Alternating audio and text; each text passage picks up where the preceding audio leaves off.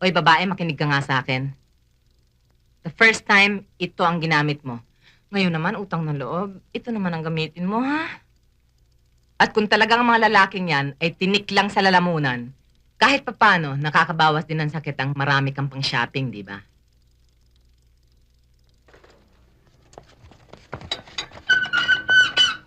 Ang budoy, ano? Di naman. Para lang hirap na hirap kang huminga dyan sa suot mo. Pumili na nga ako ng maluwag na kwelyo eh. Ito, para ako nasasakal. Eh, mahigpit ang pagkakabuhol mo eh. Tito Bonnie, aalis ka? Eh, sino kalaro ko? Andyan si auntie. Ayoko, masungit yun eh. Eh, paano hindi susungit yun? Eh, malikot ka. Halika, dali na natin siya sa auntie mo. Halika na. Coffee, sir? Nope. Maybe, dinner? Sir, sa Wednesday pa hong meeting niyo with Mr. Peralta. So who said anything about a meeting? I'm inviting you for dinner. Eh, hindi ko ho kasi nasabihan yung kapitbahay kong nag-aalaga ho sa aking anak eh. Some other time, sir, perhaps. Pag tayong dalawa lang, stop calling me sir. My name is Red. Red. At, wag mo na rin sasabihin sa iba, okay? Oh, I don't like explaining myself to people. I hope you understand. Could you stay a little longer? Wala naman ako pupuntahan eh. Gusto ko lang may makausap. Okay? O, sige. Sige na. Gumawa ka na ng kape. Para sa ating dalawa. Yes, sir. Kung ako yan, flattered na ako. Eh, naku, kaya nga ako napasubo kay Patrick dahil ang dali ko mabola eh. Nililigawan ka ba? Baka naman binibuild up lang ang confidence ko para maging efficient ako. Please naman, Irene, ha? Masyado ka yatang napaka-naib sa mga lalaki. Eh, sabit ba? May asawa pero pareho ko rin, hiwalay. Aray. Oh. Eh di anong sabit? Eh bakit siya iiwanan ng misis niya kung wala siyang toyo sa ulo?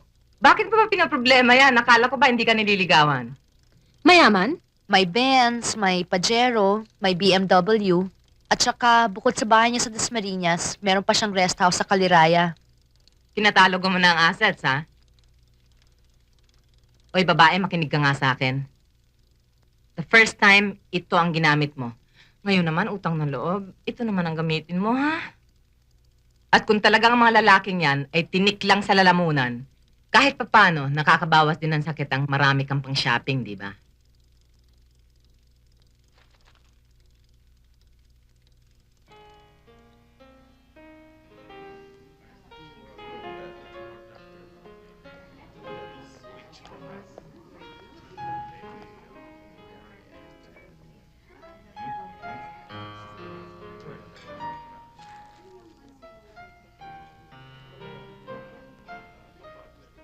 Sir? Yes, I'm through.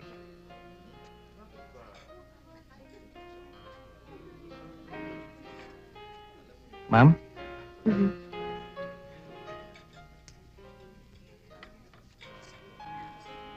Go ahead. Go ahead, open it.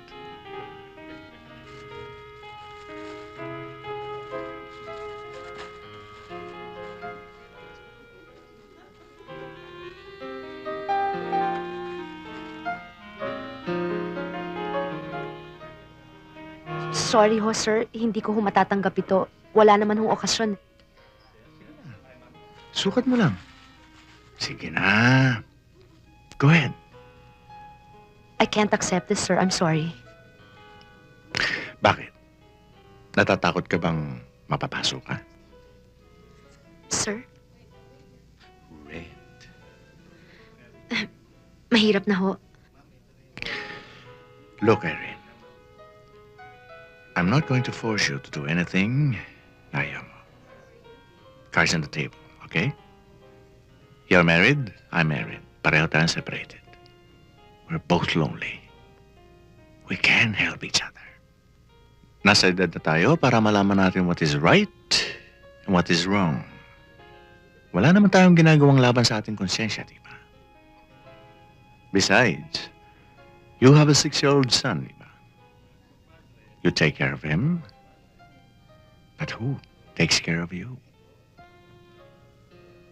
Ngayon, napakalaking kasalanan ba para humanap ng makakasalo sa buhay? Para ho sa mga katulad nating parehong may asawa. Maling-mali. Sa mata ng tao, pagtataksil. Sa mata ng Diyos, pakikiapid. Let's not be too hard on ourselves. Siguro naman may karapatan din tayong lumigaya, di ba?